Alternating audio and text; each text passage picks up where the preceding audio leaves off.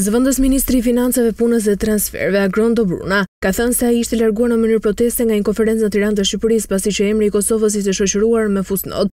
Pavarësisht kërkesës sonte që ardhe drejt për drejt për të korrigjuar këtë paraqitje, ajo injorua duke shkelur frymën e bashkëpunimit, respektit dhe barazisë që promovon vetë konferenca. Konferenca për cilën flet Dobruna ishte zhvilluar më 9 prill në Tiranë dhe ishte konferencë rajonale për kujdesin e fëmijëve. Në konferencën e titulluar për shpejtimi i reformave të kujdesit për fëmijë drejt antarësimit në Bashkimin Evropian, kishin marrë pjesë dhe përfaqësues nga Maqedonia e Veriut dhe Malizi, të prirur nga kryeministri i Shqipërisë Edi Rama. Më 24 shkurt të vitit 2012, në kuadër dialogut për normalizimin e marrëdhënieve, Kosova dhe Serbia arritën një marrëveshje për përfaqësimin rajonal që më vonë u bë e njohur si marrëveshja e fusnotës. Në bazë të kësaj marrëveshje, fusnota do të shënojë emrin të Kosovës sa herë që vendi do të përmendej për ta mundsuar përfaqësimin në konferenca e iniciativa të ndryshme rajonale ndërkombëtare. Ky përcaktim është për paragjykime ndaj statusit dhe në përputhje me rezolutën 1244 të Këshillit të Sigurimit të OKB-s dhe me opinionin e Gjykatës Ndërkombëtare Drejtësisë për aktin e shpalljes së pavarësisë së Kosovës, thuhet më tej në marrëveshje.